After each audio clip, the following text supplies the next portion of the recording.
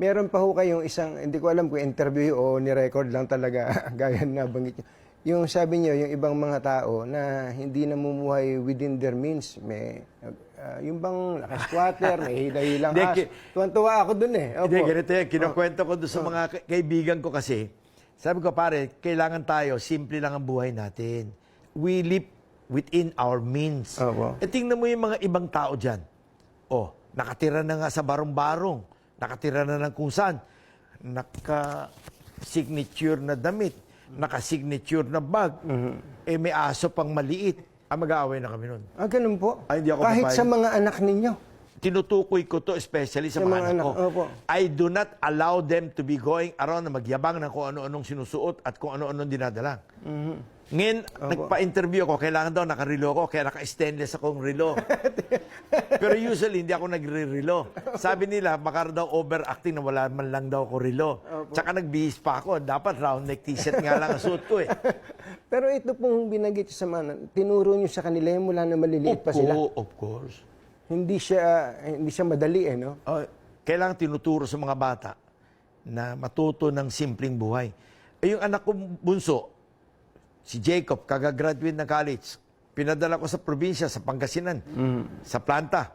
Sabi ko, diyan ka magtatrabaho araw-araw, diyan ka matutulog, kasama mo kakain ng lunch at dinner yung lahat ng empleyado. Huwag ka makakain-kain sa labas ng McDo o kung ano-ano, ha? Dahil you are going to, as if, show them na hindi mo sila kapareho. Kailangan habang nandiyan ka, kasama mo sila. Kung ano yung kinakain nila, kung ano yung ginagawa nila, pareho lang kayo.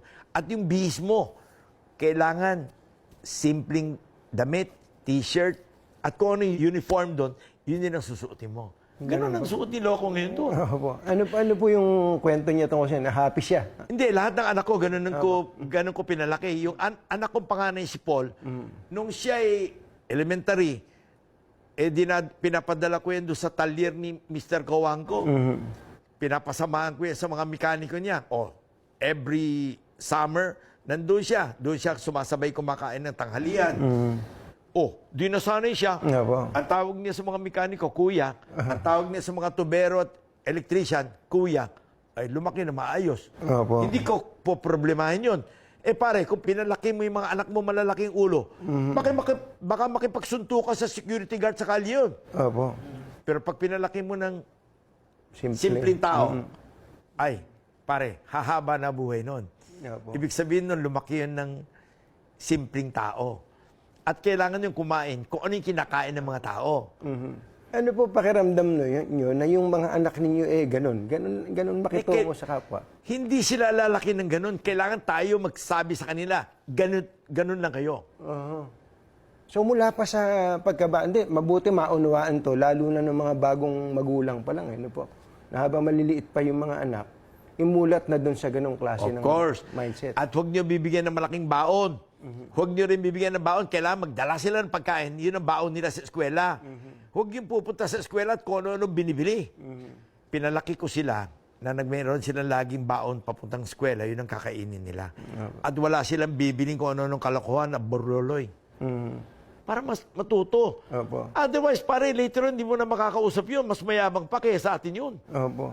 So, at matututo rin silang ma-appreciate yung mga maliliit na bagay po, no? Lahat ng anak ko, ang tawag sa katulong namin sa bahay, ate. Ang tawag sa lahat ng kasama namin sa bahay, driver or mekaniko, kuya. That's how I brought them up.